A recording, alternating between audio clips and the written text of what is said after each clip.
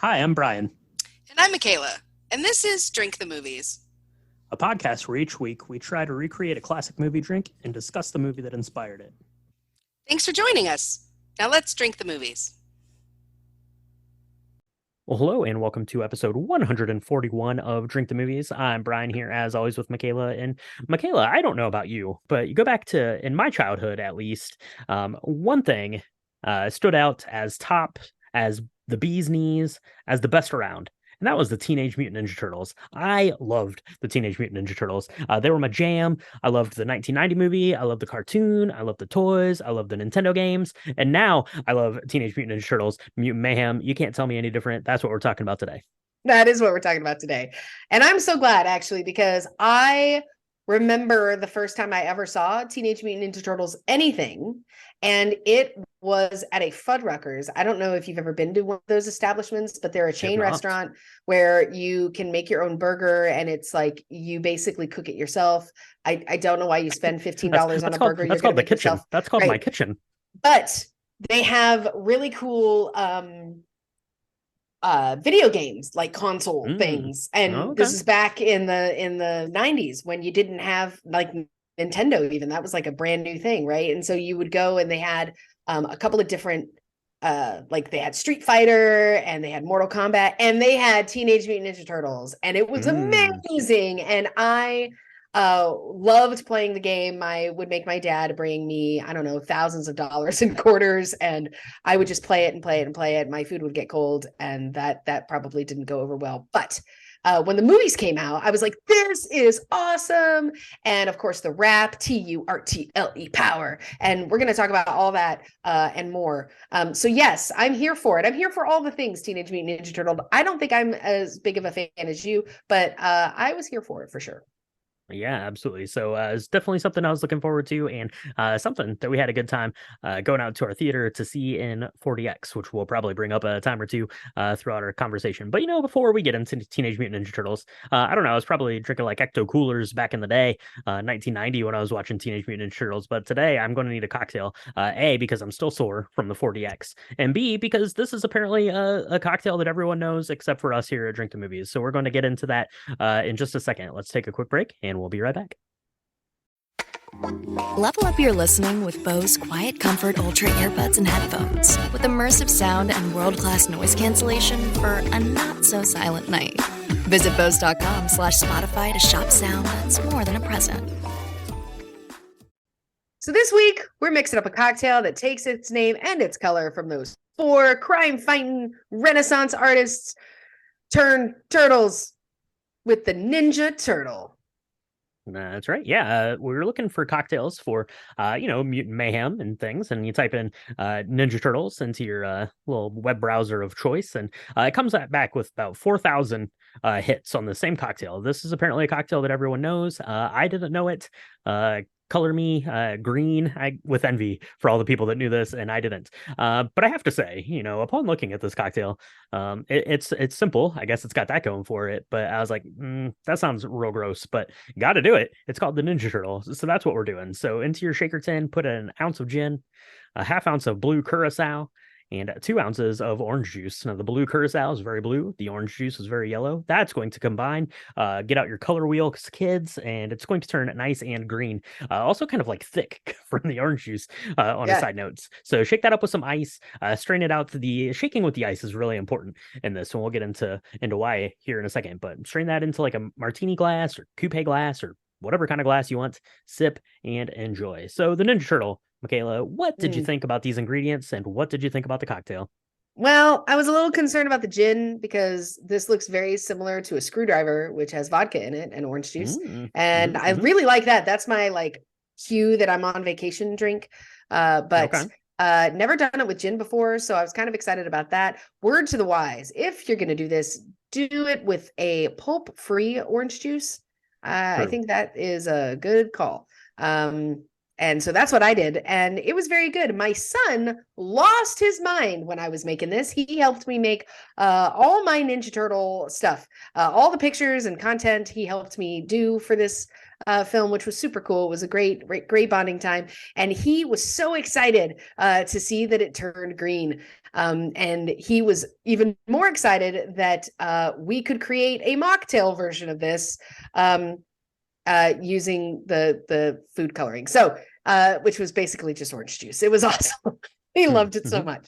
That's okay. That's okay. The vitamin C in that orange juice is important. He was just buttering you up so you would get more dollars next time we go to the movie theater, so you could play some more video games. But yeah, this is weird. I'm like, gin and orange juice. I don't know. Blue curacao is a flavor that's fine, but I feel like we've been using it a lot, so it's a little burnout on it. I'm like, I don't know. This doesn't sound that great. That doesn't sound that great. But you mix it up, you shake it with some ice, which I think is important because it dilutes it out just a little bit. It gets a little bit of dilution kind of as that ice melts a little bit, and then you sip and enjoy this. And I have to say, by about halfway through, I'm like, oh, okay, I'm kind of done with this. But this was way better than I thought it was going to be. Yeah, I don't know how it worked, but it was pretty good. Well, the orange in the blue curacao really helps. And it's sweet, but it's not like we've done a lot of things with blue curacao, which basically turns into a syrup concoction in your mouth. And this did not do that. To be honest, I could have used more gin in mine. I'm not going to lie. To make the drink that you see in the pictures, right? I ended up needing to do that because the drink capacity was way bigger than 3.5 ounces, which is what we were talking about here. So take that with what you will. But I could have had a little bit more gin because it was kind of sweet and orange juicy, you know. Yeah. And I if you're talking about a gin mimosa, if you're going to do that, I just want a splash. But if you do a splash, then it won't look as cool. So, you know. Yeah, that's true. Make good choices out there, kids. You want to make sure it is nice and green, and it does. It has that very mutagen kind of shade and like viscosity to it. It's really weird. It's definitely worth making up a Ninja Turtle cocktail just for that alone. And like I said, it's good enough to have to sip and enjoy. And it was good while I was sitting at home, you know, reliving my childhood glory days of playing with all the Ninja Turtle stuff back in the day. So why don't we do this, Michaela? Let's mix up another Ninja Turtle cocktail. We'll take a quick break, and we'll be right back to chat about this week's film, Teenage Mutant Ninja Turtles, Mutant Mayhem. Spoiler warning for Teenage Mutant Ninja Turtles, Mutant Mayhem. If you've not yet seen this, we're going to talk about it. We're going to talk about all the things. We're going to talk about all the characters. We're going to talk about the fact that our backs still hurt. I think we're also going to talk about the fact that we're old. We saw this in 40X, and I highly recommend it, but it's not for the faint of heart. And we're going to talk about the ending. So you've been warned. We're going to talk about it. So if you've not seen it, go ahead and press pause. Go mix yourself up a Ninja Turtle because it's really cool looking and it tastes all right. And you should watch that show, come back, and then listen to us talk about all the things. That's right. Absolutely. So you might not have had a chance to see this yet. It was just released just a couple weeks ago here in 2023. It was directed by Jeff Rowe and Kyler Spears. It was based off of the comic series by Kevin Eastman and Peter Laird. And this one stars our 4 Ninja Turtles. Donatello is voiced by Micah Abbey. Michelangelo, who's voiced by Shamon Brown Jr. Leonardo is voiced by Nicholas Cantu, and Raphael is voiced by Brady Noon. So they're doing their voices there. There's a lot of other voice actors in here. April O'Neil's voiced by Io Edebiri, and then kind of all the mutants are voiced by these like A-list celebrity types, because Seth Rogen played a big part in getting this movie made, kind of wrote the script, or was one of the co-writers on the script. And I think it was probably just a lot of his friends he just brought on and said, hey, come play a mutant in my new Teenage Mutant Ninja Turtles movie. So the voice cast here is pretty stacked. This was directed, as I mentioned, by Kyler Spears and Jeff Rowe. You might know Jeff Rowe because Jeff Rowe also directed Mitchell's versus the Machines, which is one of my favorite films of the last like 5 years. Mitchell's versus the Machines is amazing. Go watch it if you've never watched it. It's incredible. And this movie, I think as soon as I found that out, I figured that out. I'm like, that makes sense because this has a lot of kind of the same theming of Mitchell's versus the Machines. And yeah, I thought that it was a really great story. But yeah, go watch Mitchell's versus Machines. Yeah, it is that's still my favorite film of that year. That it came out. It's certainly my favorite animated film in probably the real long time. And it totally should have won the Oscar, in my opinion. So yes, True. Do that. But what I really liked, I guess we should get into it. What I really liked about this film, we got to talk about the animation because that is like I thought that was kind of groundbreaking in the way that it was done. It's very comic book-esque in the style of the comic books that this particular storyline comes from. And you're going to have to forgive me a little bit because I don't do a lot of comic book reading, but I do a lot of movies. I watch a lot of movies based on comic books. So, but the animation here was really, really cool. Yeah, absolutely. It was. We've had a lot of really great animation projects that have been, kind of very unconventional in their the way that they're drawing out these stories. Obviously, Mitchell's versus the Machines, the Spider-Man Into and Across the Spider-Verse. Those were both Sony Animation projects here, but this one definitely has its own kind of look and feel, and it feels very kind of graphic novel-y looking. To me, it looked like the whole thing is kind of it almost looked like hand drawn in a sense, very like colored pencil heavy is kind of the way that I would describe it. It has kind of the cell shading where everything's kind of blackened around the edges. And I thought that it looked really, really good. We've had a couple of iterations of, animated Teenage Mutant Ninja Turtles, from way back in the day, the very cartoony ones, which gave the turtles kind of their signature colors and things like that, and kind of the personalities that we know and expect from the Ninja Turtles. And then there's some, on Nickelodeon, I think there was like the computer animated ones, but this one was definitely very much refreshed and kind of brought up to 2023. When you go see an animated film now, you're expecting something that visually just looks real interesting, and I think that this definitely hit those notes. At least I thought so. Yeah, it was definitely like a grittier, dirtier version. I mean, they're in a sewer, so I'm not. I mean, I feel like maybe I'm splitting hairs here a little bit, but I feel like this Micros animation is amazing. Because I mean, it didn't look like Mitchell's versus the Machines, but it had the same kind of rawness to it that I really enjoyed. And especially when we get into like the plot and kind of the bad guys in this, and the how all of the different mutants that are not on the side of the turtles, and their grossness and the way that they're animated. Still really cool. Like, I don't know. I was here for it. I didn't really know what to expect. I remember you telling me that we were gonna, I don't know, not do Noises Off 2 or something, because we were gonna do this film, and I was like, okay, and because I could tell you were so excited, and I was like, I'm just along for the ride, no problem.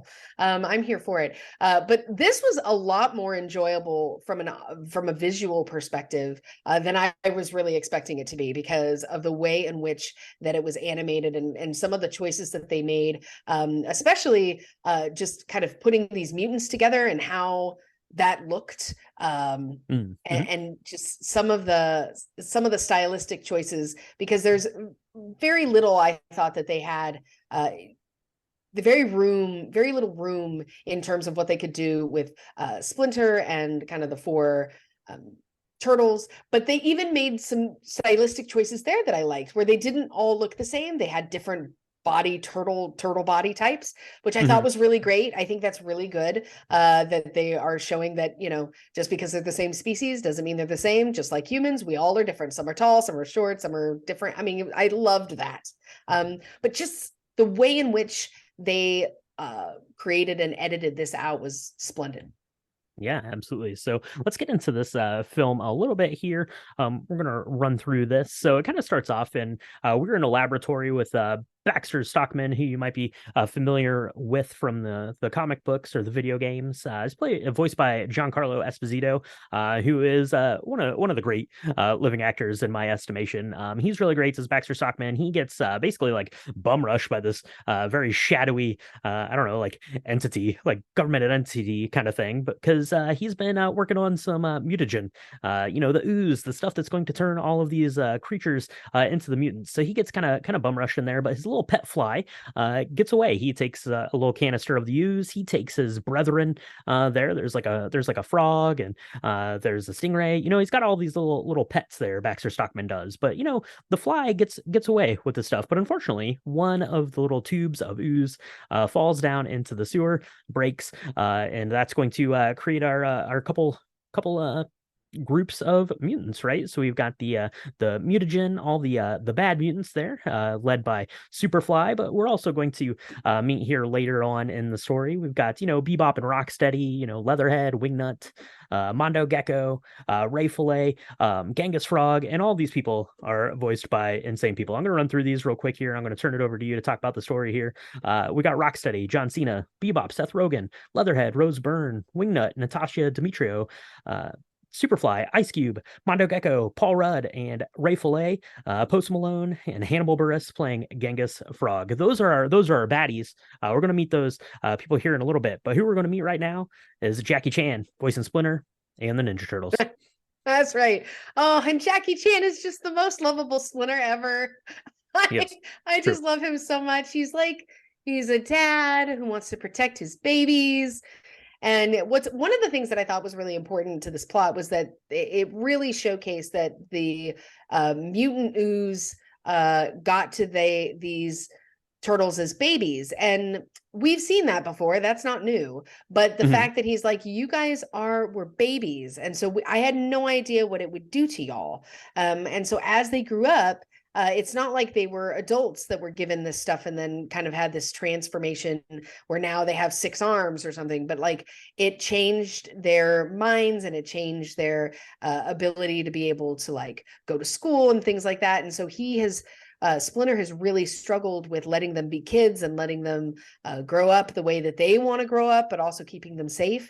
He has he tells the story of this one time he decided to take the babies out into the world in New York City. And it goes really horribly, as it would. If anybody saw a bunch of talking frogs and a big giant rat, they'd probably freak out. That totally happens. And he's like, never again. We're going to live in the sewers. You guys are just going to live on pizza and learn martial arts. That's what we're going to do. That's right. Yeah, there was a couple of changes from the origin story here. You look back at the comics. I think Splinter was raised by a master martial artist, and that's how he learns martial arts. But here in this telling, he learns basically by watching like these home videos of martial arts, which is really really funny. The humor in this movie is hilarious, and the turtles kind of come back and they rub Splinter the wrong way a little bit, and they're like, we don't want to hear this story again, Dad. And he's like, fine, I'm going to tell you the long version. And he tells this story about, going through and how he found them and stuff like that, right? To bring us up to speed. But, the Ninja Turtles, they want to go out. They want to experience the real world. You live in a sewer your whole life. You see things. I really like, it's very modernized, right? The kids are all, the Ninja Turtles are all laying there, like watching TikTok and, listening to music with their beats and, all that stuff that you assume that, quote unquote normal teenagers are doing, right? And dreaming of one day of getting out of the sewers, maybe going to high school. It's like when you're like in middle school and you dream of high school as being this beautiful, great place. That's what they're if they only knew. If they only knew. But they're having these dreams of it. It's all spawned by going to see a screening of Ferris Bueller's Day Off, which I guess makes high school look pretty fun. To be fair, that's something else we've covered here on Drink the Movies. Go back and listen to that. But the Ninja Turtles want to get out. They want to get out on their own, and they see an opportunity when a young girl by the name of April O'Neil gets her little moped, a scooter, stolen. That's right. They help her get it back, and it's really interesting. So this is what happens usually when your car is stolen. It's just stolen by somebody, and it's taken somewhere, and it's a joyride more times likely than not. But what happens in April O'Neil's case is it gets stolen by this crime syndicate, who then is going to like take it and use it for parts and saw off the VIN number or something. Anyway, it goes into this garage, and of course the Ninja Turtles are like, hey, it's our fault that her scooter got stolen. We need to go save it. And so they go, and learning their kung fu and all of their martial arts, they put a plan together, and they decide to go and get her scooter back. And so they do that in this really amazing kind of haphazard way. What I really like is that they're also teenagers, and so they make mistakes. They're like, I don't know what I'm doing. Do you know what you're doing? I don't know. And there's all these like crime people that are like, I will kill you. And they're like, no. And it's great. Did you hear that? It's my very scientific rendering of all the moves that they use to that was Neutralize well the enemy done. there. Yeah, for sure. I love this first fight sequence because this is, they've done their training and stuff, and they kind of spar and stuff. They show that a little bit, kind of the first of the film. But this is the first time that they've actually like fought like actual real people. So they're definitely kind of like falling all over themselves at the first before they kind of get into the groove of it. There's a really fantastic bit where one of the turtles gets thrown into this car, hits the radio, and Vanilla Ice's ninja rap comes on from Turtles 2 Secret of the Ooze, which I thought was really great. But moral of the story, they dispatch of these criminals.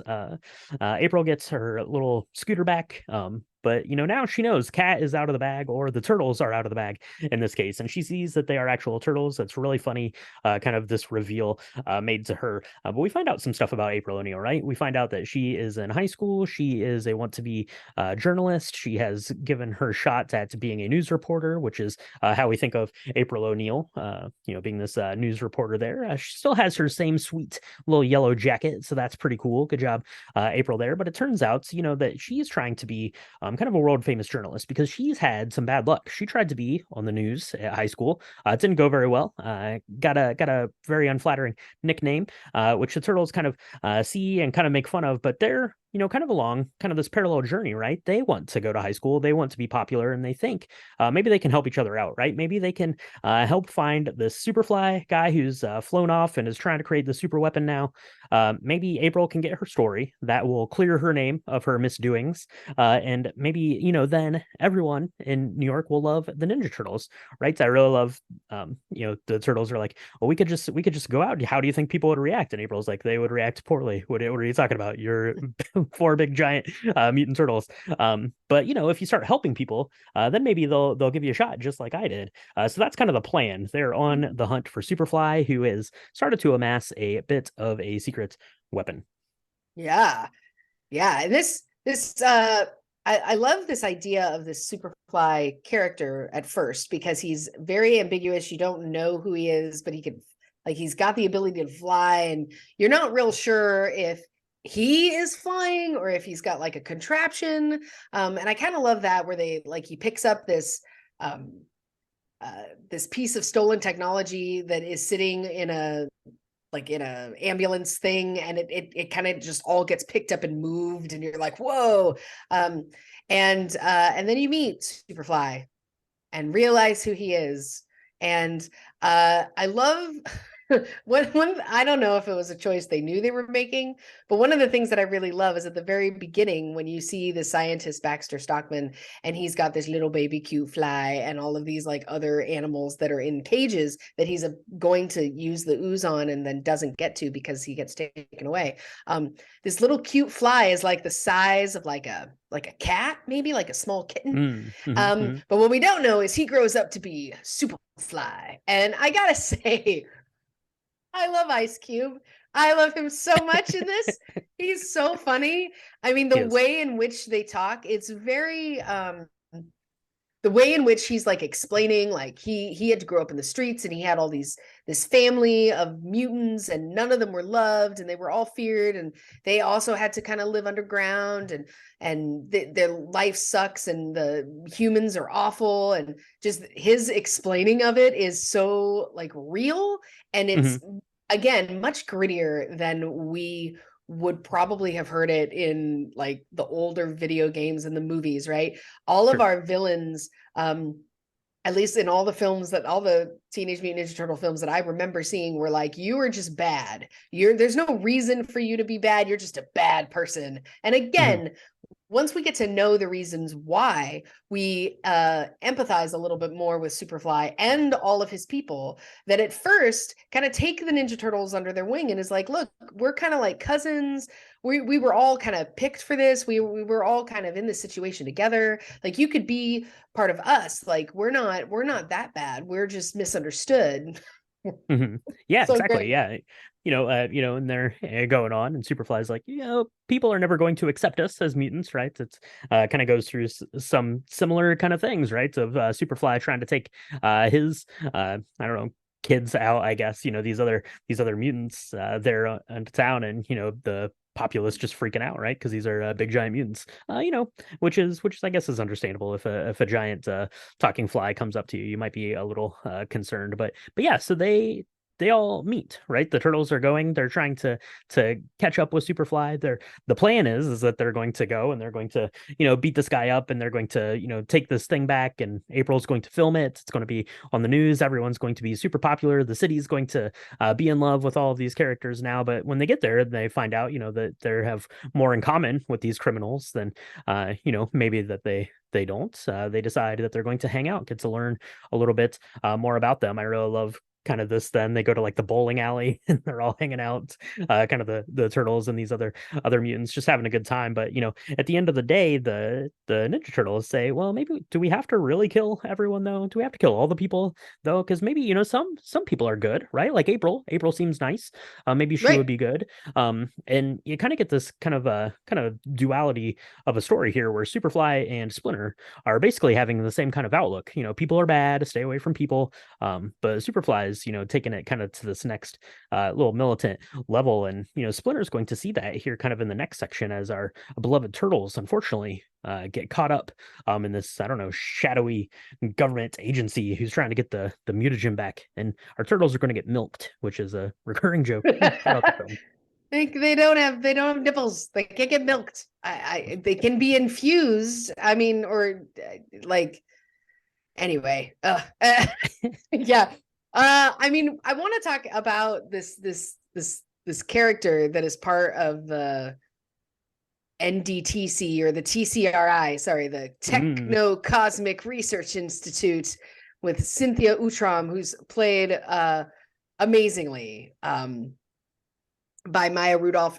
She is terrifying. Her face is really strange. And again, it's stylistic choices in the animation. But I also think that she has kind of a, I want to talk a little bit about the music and the score done by Trent Reznor here. The score for her is terrifying. It's not quite like Darth Vader-esque, but it's every time she shows up, it's like dun dun dun. It's really big, and she's got this very strangely shaped face, and she wants to gather all of the mutants and do tests on them, and that's how they end up on this milking machine, which is basically they're just taking their blood, but you don't see the blood is green, so it's kind of strange. And she wants the mutagen back. She wants all the mutagen because she has her own nefarious plans for it, I think. Right. Yeah. She's like, I'll create an army. And it's terrifying because she's like, I don't know, there's all this green ooze, but I guess that's their blood. I didn't quite understand that aspect of it. But the idea then is all of these mutants are like, well, that's not cool. It's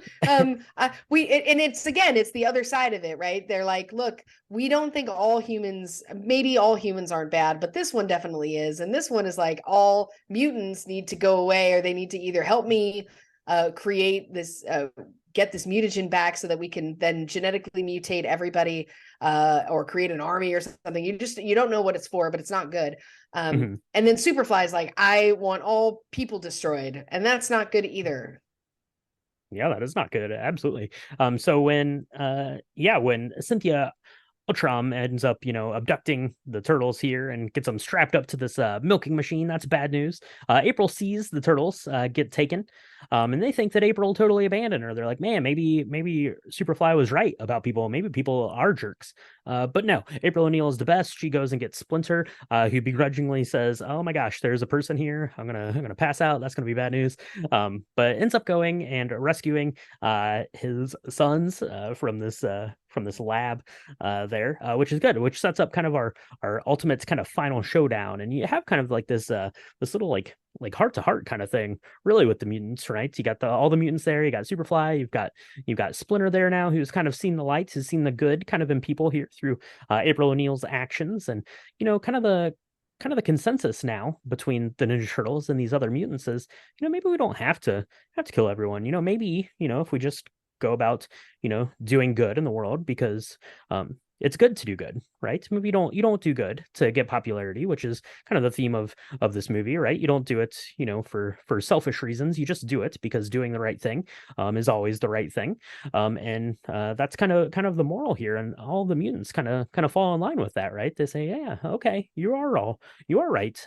We could do good. People might like us, if we're nice and stop doing bad things, but not Superfly. Superfly is like, nope, we're going to detonate this thing. We're going to kill all the humans. I'm going to take over. It's going to be amazing. Ice Cube is pretty great here in this section.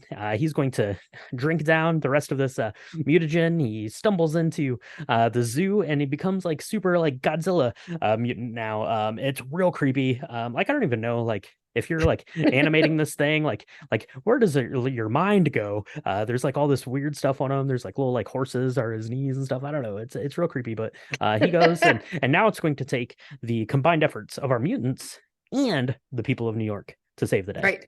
Yeah, because they've got one of these little guns that I guess is the anti-mutagen.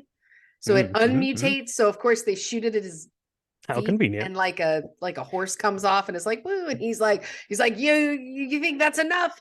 Because he looks like a giant whale. He's got like a squid on him. He's got weird things coming out of his ears. It's very strange. He's real scary looking. And of course his like fly mutant, he's like one arm is normal for a fly, and then he's got like this weird like claw thing. And of course that's now the size of a car. Yeah, he like detonates the ooze thing like underwater, so he like fuses with like a whale and a crab, and then he like goes into the zoo. So he's like every animal basically. Yeah, now. And he's 100 like stories the worst tall. parts of all the animals. Yeah. But April, I really loved her character because she was different than all the other Aprils that we saw. We've seen April be like this really like a beautiful adult who's like this I don't know, kind of I don't know, there's been this weird like attraction between the Teenage Mutant Ninja Turtles and April in the past. There's none of that in this, and I really kind of like that because she's younger and but she's more of their friend in this, and I really like that the scene where she goes and she tells Splinter that this is happening. He is such a dad. He's like the best. This is definitely my favorite Splinter of all the Splinters that I've seen, because he just is trying to hold on to his kids and try and not have them grow up, which like every parent needs to watch more of that. I think because it's probably the hardest thing about being a parent is letting go. But then when she reunites them and all of this stuff happens, she immediately puts on her journalist hat, and she's like, I gotta go to the New York News Center, and I've got to tell them that she's witnessing the mutants are actually good and this big whale kaiju thing is bad, but the turtles are helping, and we all need to band together and help them do their thing because they've only got this one little gun. And it's going to be really hard. And so she has to face her own fear of being on camera and vomiting everywhere, which is what she did in the first time she was ever on camera. And so that goes sort of well. I mean, she has a couple of moments where she gets sick and then she's like, I'm so sorry. But then she rallies and she makes it happen. And it's really good because while they're having the showdown, while the turtles are having the showdown with Superfly, who's now this big giant thing, people are starting to come to their aid, which is really cool, and help them because they are just teenagers at the end of the day and they need help. They do need help. Yeah, she puts out the news alerts. I really love there's a scene that's kind of taken from earlier in the story when Splinter was out in the human world and got chased kind of down into the sewers. There's a human person coming up to Splinter, and Splinter starts to back away, but extends his hand and helps him up and says, oh, you're with the turtles. And I really love kind of that sentiment, and in stories like this, and then kind of everyone comes together. So you have people of the city, riding on skateboards and like the taxi cabs and using like construction equipment and stuff to help get this little canister of mutagen up to the turtles. That was great. The it's pretty bananas going through this. If you're seeing it in 40x like Michaela and I did, there's like lightning effects going off, and it's like raining on you, and your seat is going about 400 miles an hour, like up and down, like you feel like maybe you're not going to survive, same as the turtles, but fortunately they do. They're able to get the one up there on Superfly. They get that anti-mutagen down into his newly formed blowhole. I guess that's the downside of fusing with a whale there. And Superfly is transformed back into just a little tiny fly who we see on like the little desk there of Cynthia Otram, kind of in the post-credit scene, which we'll talk about here in a second. But congratulations, Ninja Turtles, you have saved the city. April O'Neil has reported on the fact that you are good guys, and the people should love you, and they get to have kind of their ultimate dream come true. They get to enroll in high school, which is really fun. You get to see them kind of interacting within the high school. You know, Leonardo ends up asking April to prom, which is pretty cute. I really like that kind of section. They got their ultimate reward there as everyone kind of walks in. I really like they like walk in through the doors of the high school and everyone like stops and does like a double take, and then they all start cheering. You don't know if it's gonna be good or bad, but they're having a good high school experience. That's nice. So and that's kind of the end of the story until we get to our mid-credit scene, which basically tells you there's going to be more Teenage Mutant Ninja Turtle movies in the future, as Cynthia Otram is calling in for some reinforcements. That's right. And her reinforcements are the mysterious Shredder, who looks terrifying. I'm not gonna lie. I mean, he never looks great. He always looks kind of scary. It looks like even if you would be fighting, he has like those big like razor blade shoulder pads. Like even if you're fighting, you just still would like cut your hand. You can't. Yeah, I don't know. I don't know how you beat Shredder. Yeah. Yeah. I mean, he's always. I mean, that's I guess why he's called the Shredder, is that you put anything near him and he's just gonna tear it to smithereens. Yeah. I don't know. I really liked the part when they do go back to school and they take off their masks because they're like, we don't have to hide anymore, as if the masks really we're hiding their identities. That's right. Great. It's like you're the short one or you're the tall one, because they don't all look the same. It's actually pretty funny. I like it. But they do for the audience. They take off their masks, but they are wearing like their shirts or jackets are the same color as what their masks were, so you can keep them separate there at home if you're watching. Or watching. You definitely need to do that. And I really, that's kind of how this ends. I mean, it's not too long. It's only 100 minutes, this film, and we have to talk about it because we've talked about it a bit. We saw this in 40X. Now, if anybody doesn't know what that is, it's basically a ride that you get on. True. Yeah. And when there are things that happen on screen that are action film, the seats jostle, and then it has like water effects if you ever get sprayed with water, and they have like snow that can happen in the theater. It's really kind of cool. There was smoke and lightning. Yep. Yeah, lots of that. Wind. And so it's kind of being in the movie. And I gotta say, if you have the means and the ability to do it, I kind of recommend it. For this one, this was a fun ride. It was 100 minutes. If it had been 3 hours long, I probably would have hated that. Because I'm old, and so I definitely felt it the next day. But I thought that was actually really cool. Yeah, don't do that. Don't do that. But this was really kind of a neat experience. My son loved it. He immediately, and we've talked about this, where we saw Spider-Man across the Spider-Verse, right? And he did not like the fact that it was a kind of an opening for another film. Right. There was kind of a cliffhanger at the end. This one doesn't really have a cliffhanger, but we definitely know that there's going to be a sequel. But my son didn't mind that this time, probably because it set it up really differently. Well, yeah, I mean, this was more of like a Marvel, like, make sure that you come back and give us $20 to see the next Turtles movie. Whereas, Across the Spider-Verse is just like, oh, the movie's over.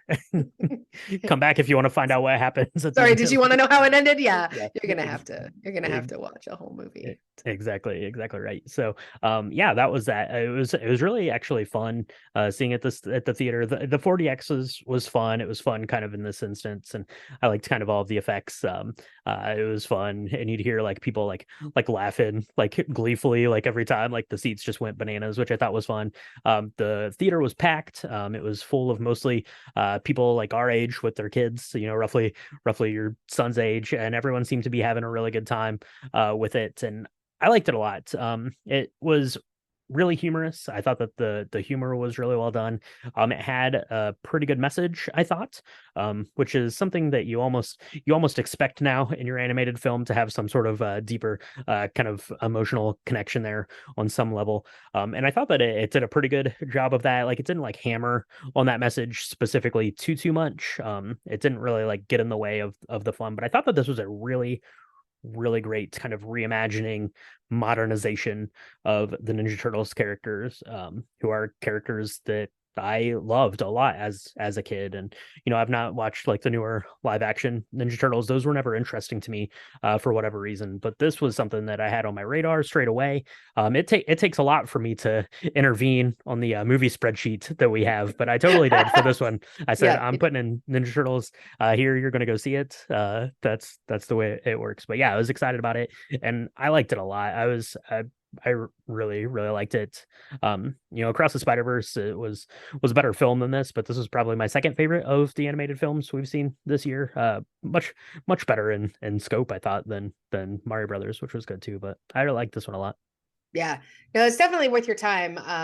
I think it's going to, we're going to call it now. I think it's going to be listed for Best Animated Feature or Picture. It's definitely going to be nominated. If it's not, I would be shocked because it's real good. The animation's real good. The score is amazing. I don't understand. I do understand. Trent Reznor, you're just a genius. I don't know. Everything he's done, he did Soul, he did this, he's done a couple of other things that have just been amazing for scoring and soundtracks of films. Who knew? He's awesome. I thought that was really well done. And Atticus Ross too. Atticus Ross, partner. Of course. Yep. Yes, sorry. Give credit where credit is due. Yes. Give credit where credit is due. Yeah, the score they put together, and it's almost like this visceral kind of thing, which is kind of something that you associate with Trent Reznor now, who has 2 Academy Awards under his belt already, in The Social Network and in Soul. So yeah, I love to see that. Like, I didn't necessarily associate it while we were watching the film until I saw that come up on the credits, but then like it instantly kind of made sense. And I have to think, Trent Reznor probably also is pretty excited to do the Ninja Turtles, because everyone loves the Ninja Turtles. So speaking of, that is Teenage Mutant Ninja Turtles Mutant Mayhem. It was a lot of fun. I highly recommend going to see it. I don't recommend playing that early Nintendo game, because that is hard. You will die and get frustrated, but go watch this movie. It's a good time. And go check out our Patreon, because we're going to be talking about the 1990 Teenage Mutant Ninja Turtles film. We've got like 5 amazing cocktails that Michaela put together.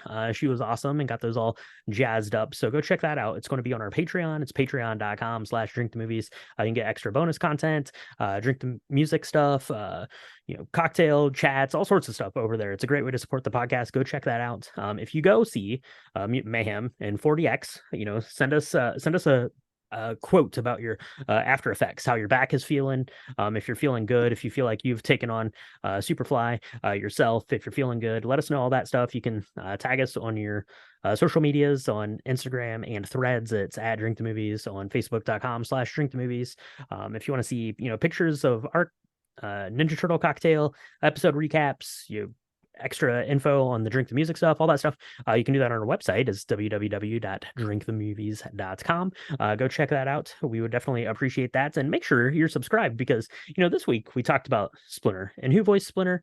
That was Jackie Chan. And next week we're talking about Enter the Dragon, and Jackie Chan's in that too, uncredited, but that's what we're talking about. Big anniversary there for Enter the Dragon, so you're going to want to make sure you're subscribed to get that episode when it comes out, and all the lobby bars and anything else extra we got coming your way. So Michaela, where should people be going, liking, subscribing, giving us 5-star feedback, all that stuff?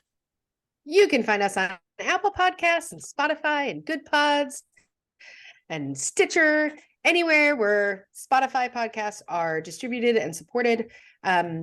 Whatever you're on right now, I keep saying it, there's a subscribe button. If you're liking what you're hearing, please subscribe. We love to give you all sorts of artistic content and cocktails We are just knocked out by the group of folks that have come together to talk about movies and music and all of the things with a love of cocktails. It helps us get the Drink the Movies out there. So if you're liking what you're hearing, leave a review, tell your friends. If you have any movies that you want us to cover, or specialty cocktails that you would love us to try, love us to recreate. If you have a favorite film and you have no idea, but you would love a cocktail, we would love to take a stab at trying to make one for you. Just let us know. We would, you can find us on all of those things. That's right. Absolutely. You can find us there. Make sure you're following along as we're carrying on the Drink the Movies goodness. So that is Teenage Mutant Ninja Turtles, Mutant Mayhem. Let us know what you think. And we'll be back next time with Enter the Dragon. So thanks for tuning in. And we'll catch you next time on Drink the Movies. Here's They're not on a milking half shell. us. We don't even have nipples. What is that machine called? It's like the Milk-O-Matic. It is pretty funny. Here's in a half shell. Turtle power.